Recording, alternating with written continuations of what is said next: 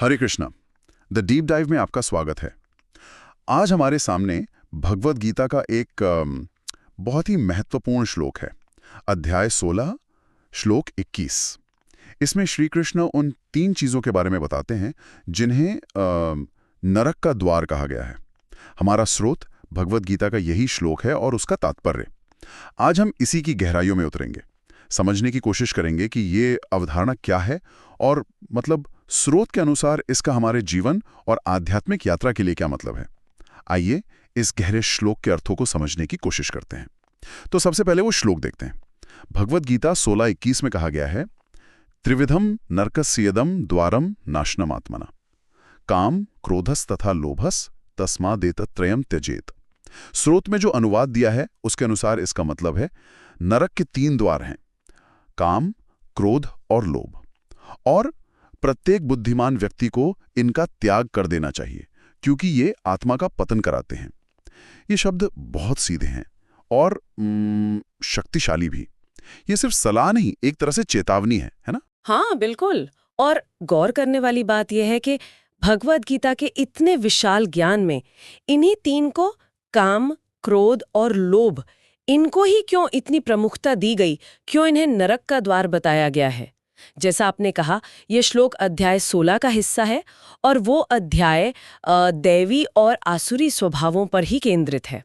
तो ये श्लोक सीधा उन प्रवृत्तियों को पहचान रहा है जो स्रोत के हिसाब से व्यक्ति को आसुरी स्वभाव की तरफ ले जाती हैं, आध्यात्मिक पतन की ओर। और स्रोत की जो बनावट है ना, पहले श्लोक, फिर शब्दार्थ, फिर अनुवाद और फिर वो विस्तृत तात्पर्य, वो हमें इन गहराइयों को समझने में मदद करती है।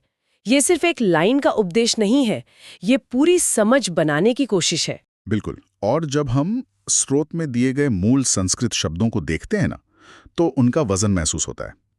जैसे ये शब्द नाशनम आत्मन, जिसका अर्थ तात्पर्य में आत्मा का नाश करने वाला बताया गया है। ये सिर्फ इतना नहीं कहता कि ये आदतें बुरी हैं या इनसे बचना चाहिए। ये कह रहा है कि ये सीधे सीधे आत्मविनाशक हैं। ये अपने आप में एक बहुत बहुत गंभीर बात लगती है। क्या स्रोत इस आत्मा के नाश के बारे में कुछ और बताता है? मतलब ये किस तरह का नाश है? हाँ, ये बहुत जरूरी सवाल है और तात्पर्य इस पर रोशनी डालता है। देखिए, आत्मा का नाश का मतलब यहाँ शरीर का नाश नहीं है, बल्कि आत्मा की जो असली आध्यात्मिक प्रकृति है, उसकी चेतना का गिर जाना है। स्रोत के अनुसार आत्मा तो स्वाभाविक रूप से सत चित आनंदमय है, लेकिन जब वो काम, क्रोध और लोभ के असर में आती है तो वो अपनी इस असली पहचान को भूल जाती है।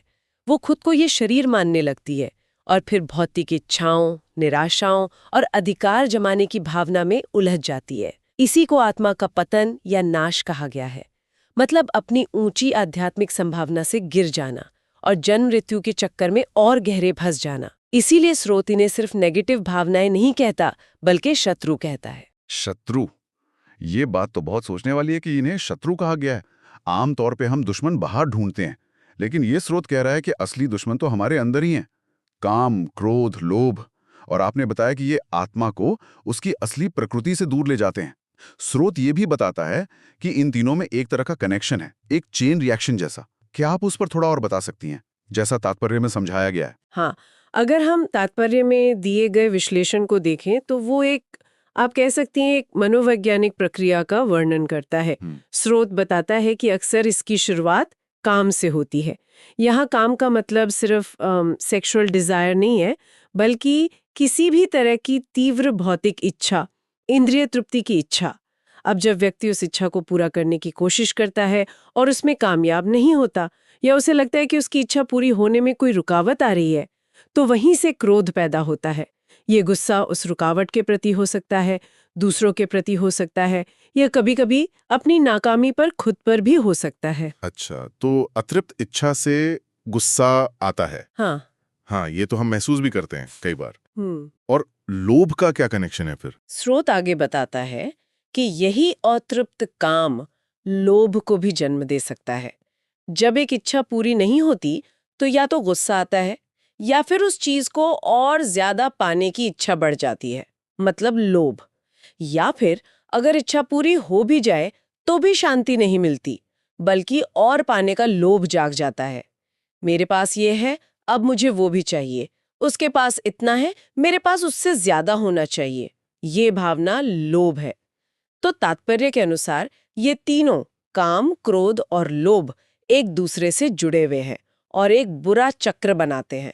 तात्पर्य इसे साफ साफ आसुरी जीवन का आरंभ कहता है।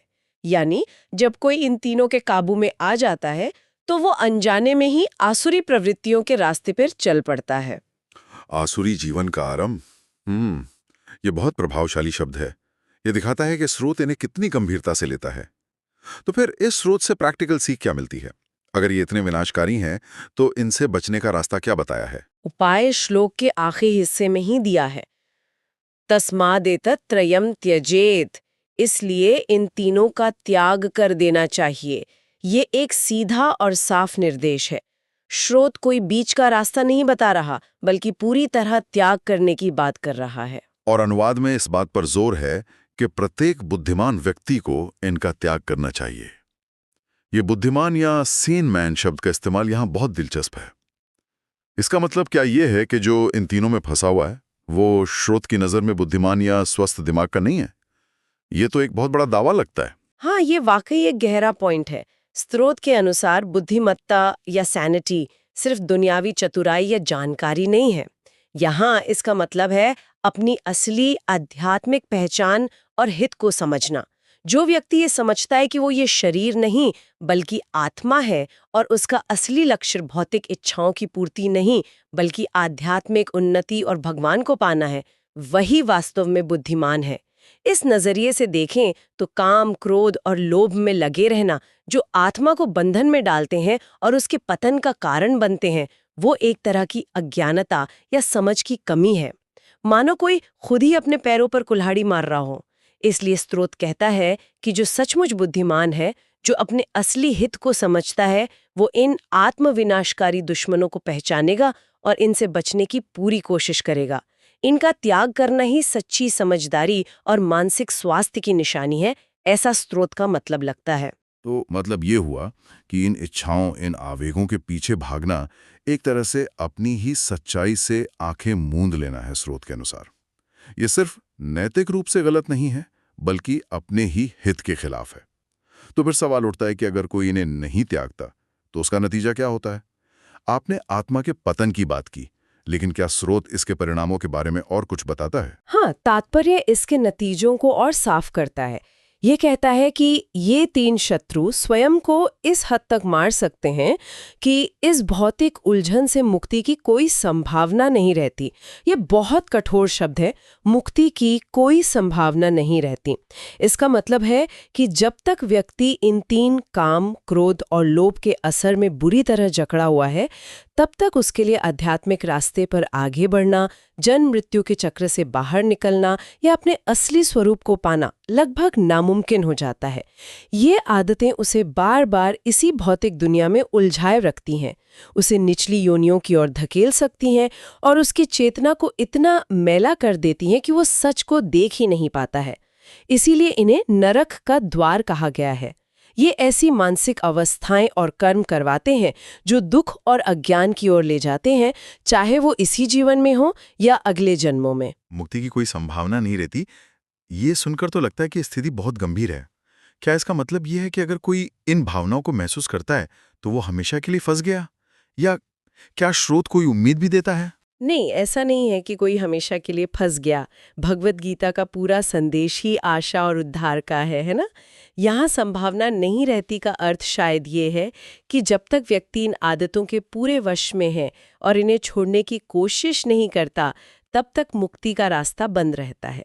लेकिन जैसे ही व्यक्ति इन्हें पहचानने लगता है, इन्हें दुश्मन मानने लगता है और इनसे लड़ने का संकल्प लेता है, चाहे वो भक्ति से हो, ज्ञान से या कर्म योग से, तो रास्ता फिर से खुलने लगता है।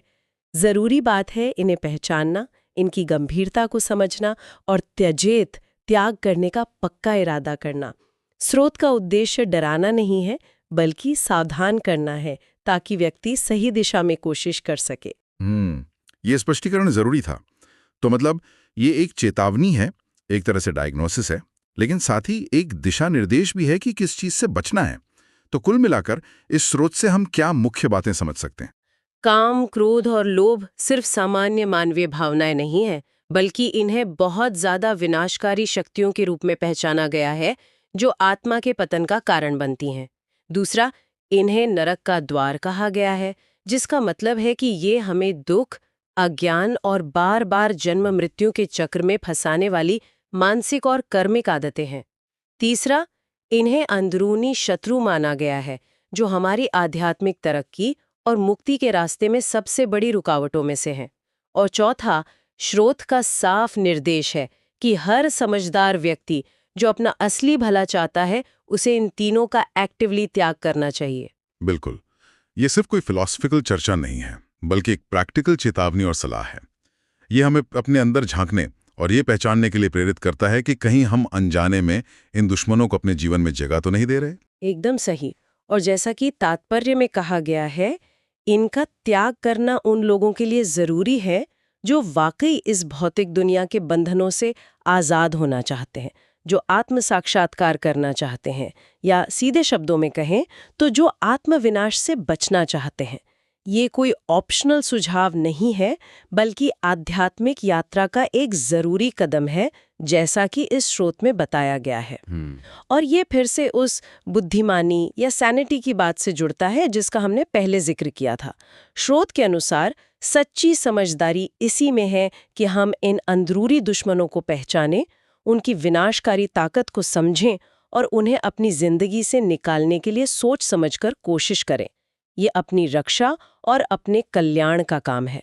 ये वाकई हमें गहराई से सोचने पर मजबूर करता है। स्रोत इन तीनों को द्वार और शत्रु कहता है। ये हमें इस पर विचार करने के लिए प्रेरित करता है कि हमारी अपनी अंदर की दुनिया, हमारी इच्छाएं, हमारी निराशाएं, हमारी अधिकार जमाने की भावना किस तरह हमारे लिए ही गहरे और स्रोत के अनुसार शायद विनाशकारी नतीजे ला सकती हैं।